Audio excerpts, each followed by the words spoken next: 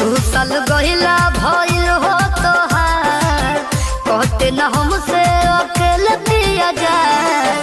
देख कर जाइन तू निकल गई हो, देख कर जाइन तू निकल गई हो।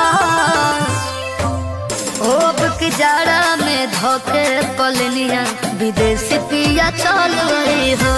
अब की जाड़ा में धोके पलनिया विदेशी पिया चल गई हो।